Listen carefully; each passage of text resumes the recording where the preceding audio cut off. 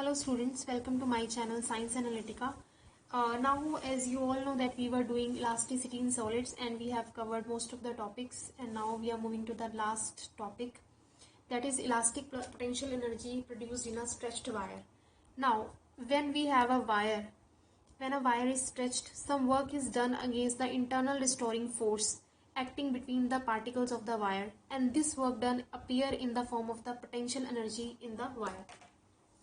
Potential energy का concept आप बड़े स्टार्टिंग से करते आ रहे हैं। हमने कई वीडियोस पोटेंशियल एनर्जी पे जो है वो कवर की हैं, डिफरेंट टाइप की, spring potential energy, elastic potential energy, this that. मतलब पोटेंशियल एनर्जी में क्या होता है कि जो हम बॉडी पे वर्क करते हैं वही जो वर्क डन बाय अस होता है on the body, it is actually stored in the form of the potential energy of that body. ठीक, तो यहाँ भी यही काम होगा कि अगर आपके पास कोई वायर है ना, या कोई इलास्टिक बॉडी है, अगर आप उसको स्ट्रेच करते हो तो जो स्ट्रेच करने में जितना वर्क आपने किया, आपने जितना काम किया, that will be stored in the form of the internal restoring force acting between the particles of the wire, and that work done will be appear as the potential energy in the wire. ठीक, so now consider a wire having length L and area of cross section small a. Let F be the stretching force applied on the wire and delta L be the increment produced in the length of the wire.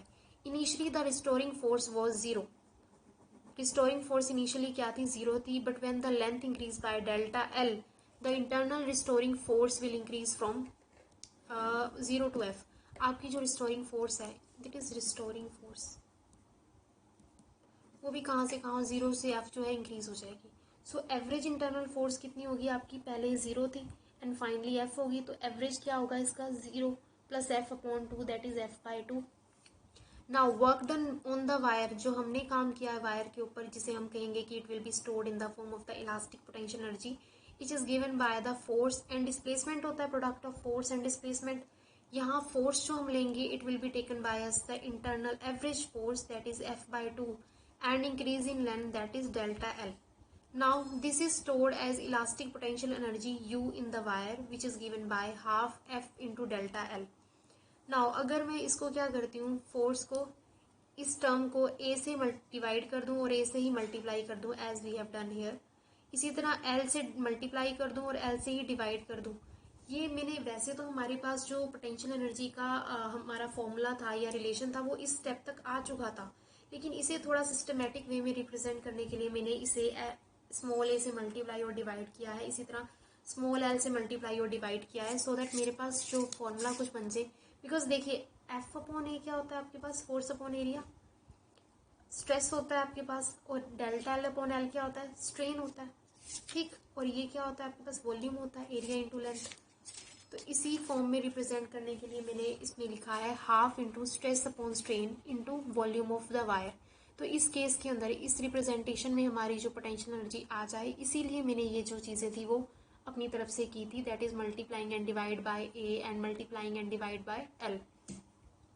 Now ये तो थी potential energy. Now potential energy per unit volume, और we can say that energy density of the wire is given by the small u which is given by u upon A L, that is volume से आप simply इसको divide कर देंगे, तो हमारे पास जो relation आएगा वो क्या आएगा, स्ट्रेस अपॉन स्ट्रेन होता है।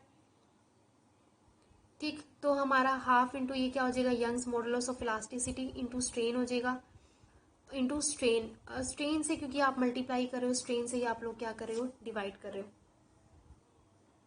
ठीक, यहाँ अगर मैं स्ट्रेन से मल्टीप्लाई कर दूँ तो ये modulus of elasticity into strain हो जाए, इसे भी नीचे स्ट्रेन से क्या कर दें हम, मल्टीप्लाई कर दें, तो हमारे पास दो आ जाएंगे, ये स्ट्रेन और ये स्ट्रेस अपॉन स्ट्रेन क्या बन जाएगा, यंग्स मॉडुलस ऑफ इलास्टिसिटी बन जाएगा।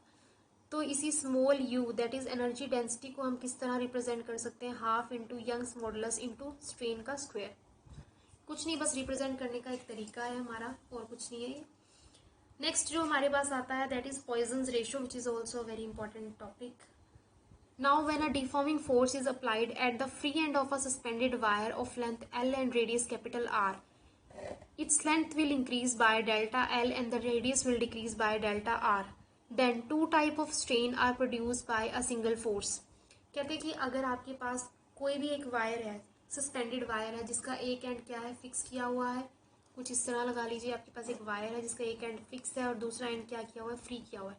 अगर आप इसके के फ्री एंड पे क्या करोगे, फोर्स अप्लाई करोगे इस तरह से कि ये जिसका लेंथ है वो इंक्रीज हो जाए बाय डेल्टा एल, तो और इसमें क्या होगा, लेंथ इंक्रीज होने के साथ उसका जो रेडियस है वो डिक्रीज हो जाएगा बाय डेल्टा एल। तो इसी तरह हम कह सकते हैं कि जो आपकी एक सिंगल फोर्स है उसने दो इफेक्ट प्रोड्यूस कर दिए।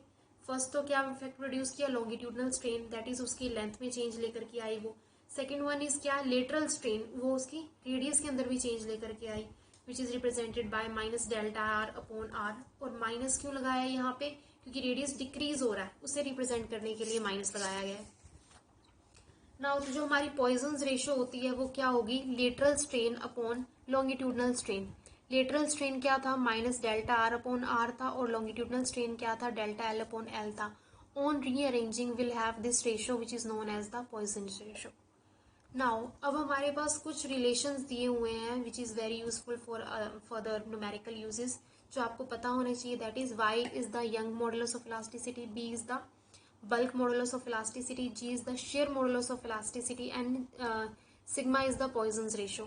इनके बीच में क्या रिलेशन है, ये हमारे पास चार रिलेशंस हैं जो हमें पता होने चाहिए। With the help of these relation will be able to solve the numerical problem based on this topic. Otherwise, we are done with this topic, that is elasticity in solids. If you have any sort of query or question or difficulty regarding this all, you can ask me in the comment box given below. Hope you like the video, and if you like it, don't forget to press the like button and do subscribe my channel. Thank you so much.